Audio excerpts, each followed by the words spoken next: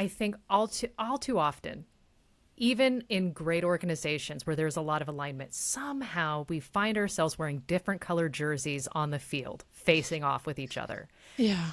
And I think that that's silly. It doesn't make sense to me. Some of my best work has been because of my lockstep relationship with sales teams, where 2-3 times a week, I'm in their stand-ups and they're talking to me about the quality of leads. And instead of saying, well, the leads suck, they're saying, here's what we need to improve about these leads. This is how we can make it better.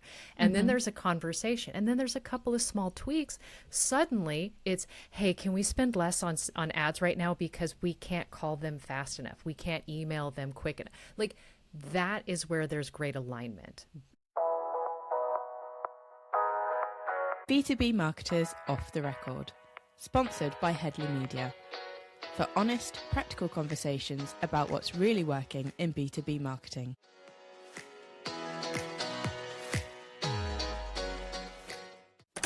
So welcome back to B2B Marketers Off the Record. I'm excited to be joined here today by Theresa Potratz, who is Director of Growth Marketing at InsightFinder and the host of Unhinged History podcast. Theresa, welcome to the show. Would you be able to introduce yourself? Yeah, I'm stoked to be here. So I am a growth marketer born and bred. Any role I've had, regardless of what the title has been, I've been doing growth marketing. That's just kind of how I'm wired. Beyond marketing, when I'm not sitting at my computer doing this, I run the Unhinged History podcast, where I cover everything from like the molasses flood that happened in Boston, or the real origins of Beauty and the Beast and how it is based off of a dude in France with werewolf syndrome who's gifted to King Henry II and his wife Catherine de Medici.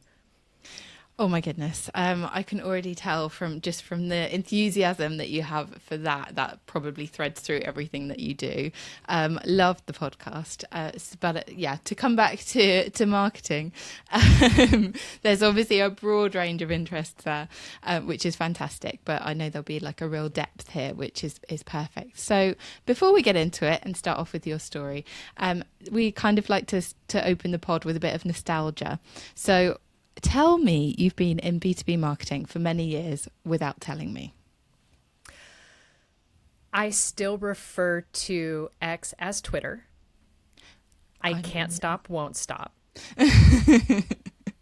That's a fair one. I think that's fair enough. Particularly if you're kind of, I mean, it doesn't matter about what you think about Elon Musk, but you know, things have changed in that realm a lot, I think. So yeah, I definitely makes sense. I don't think anyone's going to be calling you out for saying, you know, tweets or whatever. I mean, what do you call the actual like messages on there now? Are they X's or? I mean, there's no way, because I have X's and I don't message them. That's so true that you're calling that out, and I love it. So let's dive into a little bit more about kind of you and your history. So how did you get into marketing in the first place? I think like most marketers, I fell into it, right? Yeah. I ended up working for a local jewelry store that didn't even have a website and thought, you know what we need to do? We need to be doing social media marketing. And so created their Facebook profile, created stuff for them on Twitter and Pinterest. And within a short period of time, I was pulling in $25,000 a month in dedicated sales from Facebook posts. And attribution's never been easier. It's people coming in with their phone, showing the post, saying, do you have this piece of jewelry? Can I buy? No. Can you make me another one? Wow. That's just, I mean, it really is the true marketing, like, you know, in all sort of distilled senses of what marketing is. There's not like a truer thing, is there, where you're like, you know, we need to reach more people. Okay, we'll do a Facebook post and see that full thread of things happening, and then that discovery of, okay, I think I could do this. Like, I think there's an interest here, like that worked. And I think, you know, for all marketers, it's that feeling of fulfillment, isn't it? Like, oh, I tried this and actually it made people do that. Like whether it was psychology or, you know, whatever you did, you put something out there in place in the world and someone interacted with it and you caused something. That's kind of like the basics of it, isn't it? Huge dopamine rush. 100%. So where did you go from there? From there, I got hired on at a small SEO agency and started managing social media for their bevy of clients. Hmm. And then learned how to do SEO and write compelling blogs from everybody from sedation dentistry to mold remediation. And let me just tell you, mold remediation is the least sexiest industry you can work in. Okay. So if you can do that, you can do anything. Amazing. Right. From there, SaaS is super simple Yeah. because it's fine. It's fine. That's so funny. And I love that. And I think that just like you, most marketers will have had some instance like that where they've kind of cut their teeth and learned it on something that isn't particularly interesting, but you go through the motions, don't you? And that's exactly how you learn. Hmm. Perfect. So what is one belief about B2B marketing that you have changed your mind on in the last 12 months? I have worked for several really AI forward companies, and I have being on that, I have gotten to see the full mad scientists who will stay up late at night and create make.com flows that Hmm. push data in and out of other websites, push it into Clay, enrich the data with Gong, and do all this amazing things. And I naively was under the belief that we were all doing this, that we all had at least one mad scientist on our team who fixated and built brilliance. And I realized no, no, Yeah. indeed not. That I have been lucky to be in such incredible rooms and to see humans do amazing, mind-blowing things. Yeah, I think that kind of goes to show, doesn't it? I mean, everyone can have access to the same level of technology, but only if you can see the end goal, or like, if you're particularly that way inclined, be that the technology's kind of, like you said, mad scientist part of it, or you just very goal oriented, like I will make this work for me. Yeah, mad scientist on the team who spurs you to think differently. Yeah. And I'm not the mad scientist, but sitting next to them and hearing them talk, it changed how I think about things. And then I pushed them in some creatively fun, bizarre directions. And then they pushed me in some. It was fun. It's that idea of iron sharpening iron. Yes, yeah, 100%. I think that's, yeah, exactly what you do. That describes it really well. Working off of somebody else, that sort of unlocks more ideas, doesn't it? You can get the Yeah. basics of, oh, okay, well, we can achieve more. We can achieve efficiencies, like you said, an automation flow, because that would do it for us without much input at all. Um, but actually, it's more than that, isn't it? It's refining it. It's kind of getting the Right. nuances of things that you can It's achieve. it's like saying, well, I'm going to use AI to write an email. And I don't think Mm. that's wise because I will spend 2 hours on it refining a good prompt. So Yeah, to do one email, no, don't do it. Write the email yourself. If you're writing thousands of emails that are heavily personalized, spend the 2 hours on that damn prompt. yeah, yeah, exactly. There's so much going on in AI, and like you said, kind of, yeah, people will use it. I think there's definitely like a discovery timeline, isn't there, with AI? Like, as it first comes out, oh, we could use it for loads of stuff, and then adoption and a lot of, the kind of resulting AI slop, as people call it. And, then there's kind of a little bit of a pullback. Okay, how do we use it? Where's the AI? Where's the human like level? And just finding that um the balance really before then scaling, or like using, Hmm. moving into agentic, like we kind of look, everyone's at a different point with it, I suppose. So with that, what shifts are you seeing now in how B2B buyers are behaving? I think because, and truly, it's probably because of AI, as well as, at least in the US, how we're seeing inflation and a bunch of things, Yeah. negatively impact the economy. Mm. There is a pullback on spend.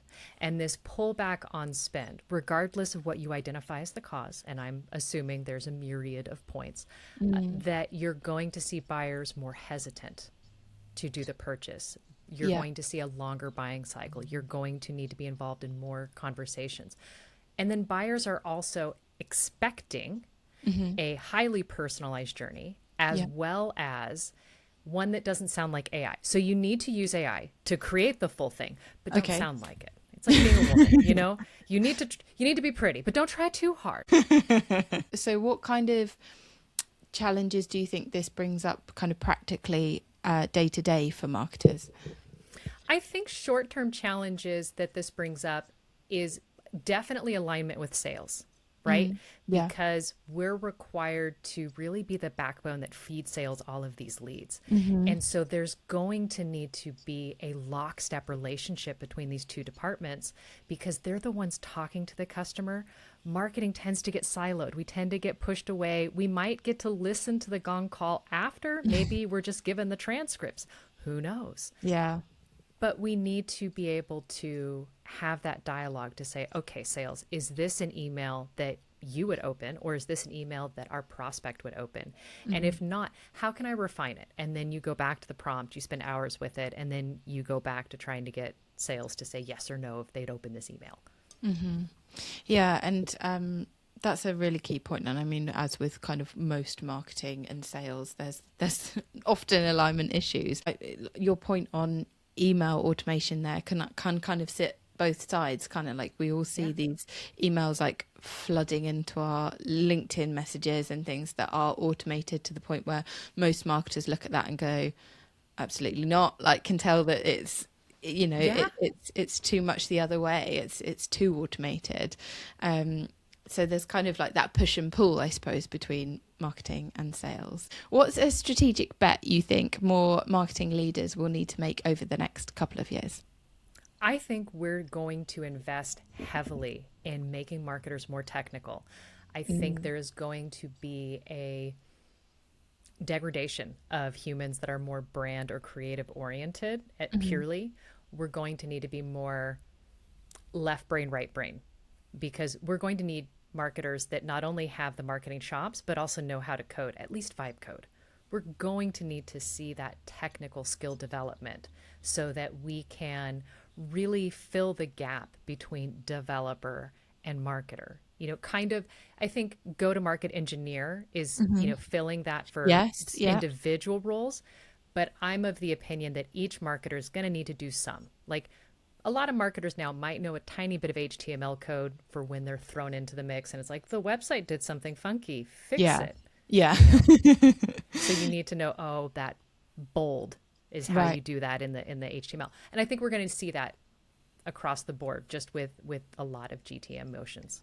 Okay. So are you talking more kind of like vibe coding type immersion I mean, experience I or? think vibe coding could be a heavy part of it. I think it's also going to go into if you use a tool like Clay or something similar where Right. you can pull it in, give it a ton of data, have it use various AI prompts to pull different information out, push transcripts in, pull information out of that, and then Yeah. design a workflow around that. Hmm. Yeah. Like Like, that's what I see. yeah, very technical. Um, but also, yeah, very needed. So and I think one of the things that I've come across in a lot of these conversations around AI and how it affects like the workforce is thinking about a lot of these kind of graduate level jobs that are being, the tasks of the kind of generative stuff that we're asking AI to do, like leaning more on AI and not necessarily recruiting for the graduate level, or potentially then we're going to see in a few years maybe gaps in that level of person coming Mm-hmm. up because they haven't been trained, they haven't done the, as kind of we started at the top of the call talking about, the writing for blogs for companies that are particularly boring, etc., doing all the Yeah. groundwork and becoming marketers through like experience and knowledge, and learning, and actually a lot of that being filled with Mm-hmm. AI and kind of, skipping a few of those stages. So having some knowledge gaps within the workforce. But if you see it as you're kind of explaining, more technical knowledge is needed, then actually perhaps it's not so much that there will be a massive gap. There will just be a shift in what we're expecting of them. Right. And I think that's true. I mean, we've been through this moment in history. This is why I love studying history. When machines came out and we had the invention of the washing machine, it eroded, it removed laundress. You're no longer a laundress.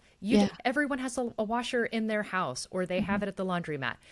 That doesn't mean that anybody who was a laundress was out of work for good and always.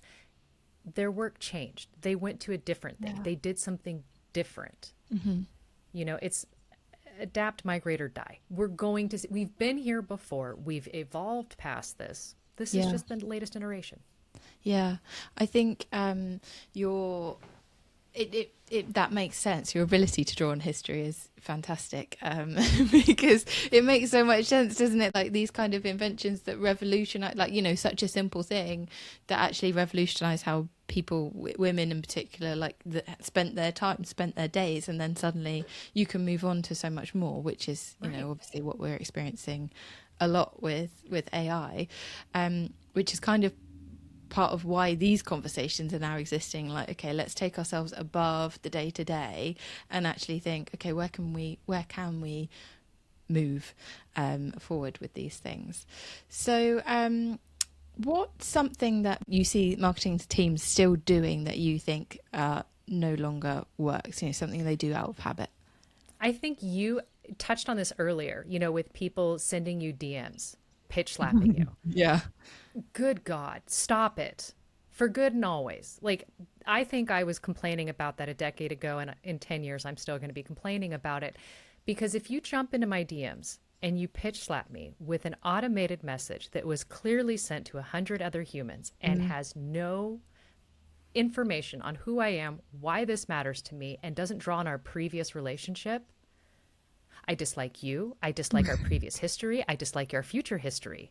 Like, you taint your entire brand. You're not going to be at that company forever. Yeah. And when you go to the next one and you hit me up with hey, can you do this for me? It's like, let me tell you about my favorite piece of software that I'm currently marketing. And once you sign up for a free trial and give me 6 figures for a 3-year contract, then I'm going to talk to you about that. No. Yeah, I'm on your team. I don't know why it exists. I don't know, it can't be generated. No one's ever gone through and gone, oh yeah, that's the 4th or 5th automated email I've received from that one person. I'm going to reply. I'm now really interested in whatever it is they're trying to sell.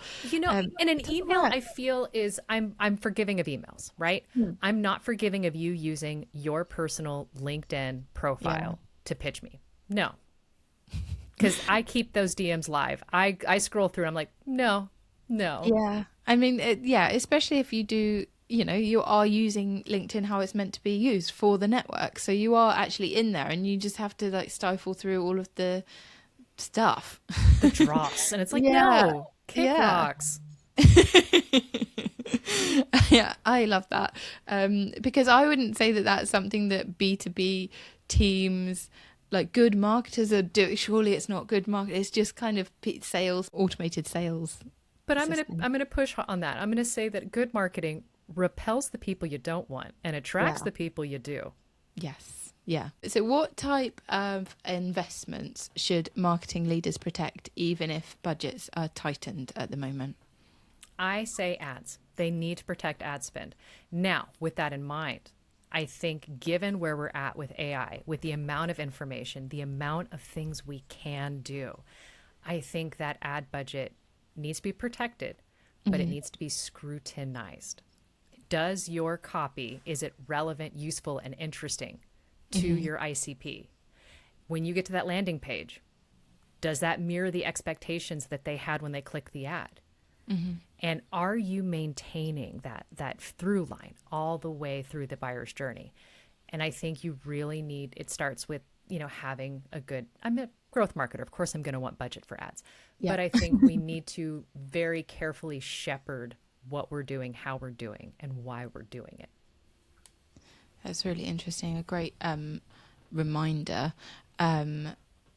particularly on a sort of personal level. I always think, actually from these conversations, there's always something that comes up that I'm like, oh yeah, I need to kind of look into that. Because when you're focused on one thing, like say for example, yeah, you've got you've got ad managers, you've got kind of budgets in different areas, so it's always like, okay, well we're optimizing this at the moment, and then something else is changing. But I guess it's part of AI as well, everything's constantly changing within ad management systems and kind of the optimization there. So actually something that was working very well up until now probably, like you said, needs that really close monitoring and like the thread through. Does it still resonate? Is it still, from the keywords to the creative and everything in between? I think there's a lot of examples of people doing it wrong, I would like to say, kind of from everything that is thrown at you. And again, it comes back to there's just so much content, there's just so much to sift through for marketers. So like having your ads with a really clear message and really like stand out, that's what you can do with ads, is you can be a bit more creative, you can be a bit more out there, you want to stand out, but also have that clear, like exactly as you said, kind of a linear story hook or whatever that leads right through to your landing page. So interesting.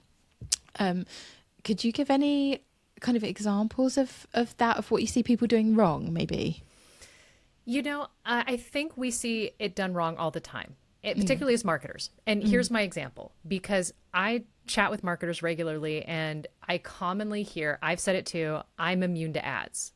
Or my daughter will be sitting watching a video with me on my phone, and she'll be like, "Ooh, what was that?" I was like, "It's gone. It's an ad. I'm immune to it." And I think I think we all believe that about ourselves. But what we don't pay attention to are the ads we converted on, where we're like, "Ooh, oh my gosh, I need that lip balm, that lip stain that will give me the color I want for 6 hours." Yes. And add to cart. Ooh, that's the exact shade. Go. We don't pay attention to the fact that that was an ad and we converted and we didn't hesitate. So if we slow down enough to go, when was the last time we converted? Why? And then work through that whole process. That's the more holistic way to look at it, because we're a bunch of cynics. We think we're better than everybody else. We know the hook. If the product is free, you're the product, and it's just, no, when's the last time you signed up for something free? What was your motivation? Now figure out the back, how to reverse engineer that. Yeah. I love that. It's so funny, isn't it? Like thinking, I was just slacking my colleague. I was saying, oh, I've just joined the gym, but then I was thinking, how long was I a lead for? It's such a marketing thing, isn't it? To go back to your brain and be like, well, actually, I inquired in the new year because, new year, new me, didn't occur. And so now 6 months later, here we are. But I've been a lead for them for 6 months, and I was thinking, well, they didn't really reach out to me, but like I was a bit I was a bit annoyed that I'd converted because I hadn't actually had any nurturing. I'd kind of obviously got there myself, or been watching all these things on that, not ads but stuff on Instagram or whatever. I'd been receptive to stuff. So had I seen more ads, could my buyer journey have shortened itself? Do you know what I mean? I kind of like reversing the whole process. Now you're going to go back through and realize you belong to some sort of text chain, and one of the moms there is an influencer with a paid account. Yeah. And you're going to be like, oh, dang, it was Sandra's fault. That's why I'm here. Absolutely. Absolutely. And fair enough. Like, kudos to her. Sandra, for listening, we love your work. Yeah. Great work. It's all about the referrals. So yeah, perfect. No, but I think that's just the mind of a marketer, isn't it? You have to, there will always be some sort of thread. And yeah, the points of influence are just getting more and more, I think, these days. So with that, what is one thing you wish you could change about marketing if you could? I would change the siloing of marketing and sales. Yeah. And I think all too often, even in great organizations where there's a lot of alignment, somehow we find ourselves wearing different colored jerseys on the field, facing off with each other. Yeah. And I think that that's silly. It doesn't make sense to me. Some of my best work has been because of my lockstep relationship with sales teams, where 2-3 times a week I'm in their stand-ups and they're talking to me about the quality of leads. And instead of saying, well, the leads suck, they're saying, here's what we need to improve about these leads. This is how we can make it better. And then there's a conversation. And then there's a couple of small tweaks. Suddenly it's, hey, can we spend less on ads right now because we can't call them fast enough. We can't email them quick enough. Like, that is where there's great alignment. But the more we have, well, marketing is on the hook for MQLs and sales is trying to bring in the revenue. So there's going to be this different North Star. It just sets everybody up for failure. Yeah, 100%. We see that so much, particularly within our lead generation, because there's just no alignment at the beginning, or there was maybe at the beginning of the year when they had, when you have like a big marketing and sales like call or whatever, and so you've agreed on what the ICP is, but not what qualifies as an MQL or an SQL, or what point that is handed over, just as you're saying, kind of. Well, then, if you generate too many at the lower end of the scale that are less qualified, hand them over. Like you said, you might be getting that feedback of, we can't deal with all of these, and also they're not that great, but can marketing do something else to nurture them in the meantime, and then they pass across a few when they're much more nurtured? Well, and double tapping on that, I think some of the best orgs I've been at, one of them, it was 3-4 months into the year, and it was, hey, the market shifted. We need to change our definition of MQL to go after this change. We're seeing, because this was working in a mortgage or working with realtors. So we saw the realty market change, mortgage rates went up. So everything changed. So it was like, okay, looking at the, different lead scores we have, A, B, C, and D, we were going after A's. A's were who we were going after. But it's the B's that are the ones that are showing up to the demos. And the B's represent this huge category that if we change some of our marketing, we could really go after and we could really dominate here. And so by changing that and going after a different persona and marketing them differently, that helped us firm up and really reshape what we were doing. But it required that alignment. It required that conversation to see who's converting, why are they converting, and now how can we double down on it? Yeah, absolutely. And agility and flexibility, because you are so close and you are working in that kind of symbiotic nature that is like, if things change, then you can change too. But if you don't know that, you're behind the market. You're changing to market needs as they happen. But actually, if you didn't, and if you weren't agile, if you weren't working that closely together, you would possibly miss that. And then, when the market changes back, if you're kind of 6 months behind the flow, then where does that leave you? I think there's obviously a lot of nuance in that if you're thinking about different markets, but different size teams as well, kind of. There isn't in bigger company, corporate enterprise size businesses, there often isn't that agility or flexibility, because everything has to go through processes and be signed off, and they're almost working to yearly plans, if you like, months ahead. So yeah, unfortunately, like that's great when you can have it, but I think there's a lot that still can be done in the in-between.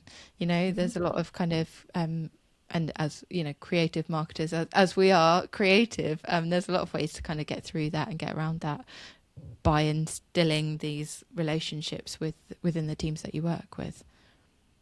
Completely. So I think that's kind of come to the end of the podcast, and now looking forward to, who do you think we should invite on as our next guest? Honestly, I think I would love it, and I don't have a close relationship, but Kyle Lacey. I have followed his career from afar on LinkedIn, seen him go through several, organizations and really do some cool work. Yeah, I think so too. I follow him. I think that's a perfect guess. Quite aspirational. I'm hoping that he'll hear this and be open to us reaching out to him. And what do you think, if it whether it's for Kyle or whether it's for anyone else, what kind of question would you leave the next guest for the pod? I would want to hear, what's one marketing faux pas that you had that shaped how you do things from now on? Not in the tell me your dirties. I want to hear your most embarrassing moment. But I think that your most embarrassing moment or your biggest, like, oh no, can Mm, really influence how you do things better, stronger next time. You know, it's knowing your weak spot yeah, and then being able to reinforce and protect that moving forward. yeah, yeah. I like that. And you don't know them until you've done it, do you? Really, you don't know where your weaknesses are until you've experienced that, and that's the great part of learning. Um, could I be really cheeky and ask you what your answer to that question would be? Oh gosh. I mean, the one that pops up isn't this one is worse than one I've done. Okay. Okay. Because I have done things like, at one point I was managing for one company, Mhm. 33 corporate social media profiles. Wow. It spanned Facebook, Twitter, Instagram, I think a couple of groups, LinkedIn. I was managing parent and child brands. I was localizing the language between American English and British English because we Yeah. had a British Twitter account. And I was posting 1,500 times a month, responding in real time, doing all of that. I witnessed one of the teams send an email to the public sector audience where they put public sector in the subject line, but they forgot the L in public. Oh no. And that went out to like 40,000 humans. And I didn't hit send. I wasn't in Okay. charge of reading that. But watching that, influenced how fast I tweet on the bus on my way into work on one of the public handles. It's like, I need to actually slow Uh-huh. down a second. I need to make sure that I have all my I's dotted, T's crossed, because Yeah. I don't want to send something that would go to millions of people Yeah. potentially. Yeah. Um, learn from other people's mistakes, I think is Yeah. what you've done well there. Amazing. Yeah, no, you definitely don't want to get into that sort of but I mean, managing socials is that's why, people find it so fun and, that ability to kind of like connect to people and get out there and be responsive and reactive. And so you need that, like the element of speed and time there is really important, but you're absolutely right. Make sure have Yeah. something in place that copy, edits, checks, and thank God for AI. I think you see less of those things happening with like the Grammarly add-on and things like that. But again, that would have been spelt correctly, just Yeah. completely. Grammarly wouldn't have flagged that. Grammarly would Yeah. have gone, go with God, and Oh dear, that's amazing. And I think that's the perfect way to end. So thank you so much for coming on the podcast. And could you tell people where they can find you and obviously about your great history podcast? yeah. So I am obviously on LinkedIn, Theresa Potratz. Connect with me. I'm the only one with vivid hair color. I don't update my photo as often as I update the hair, uh, but it's going to be bright. Now, beyond that, Unhinged History is found wherever you get your history podcasts. It has a wooden logo. Or a wooden background on the logo. We are not History Unhinged. They came later. And yeah, we're most social media platforms. So find us, say hi. Perfect, amazing, and go listen.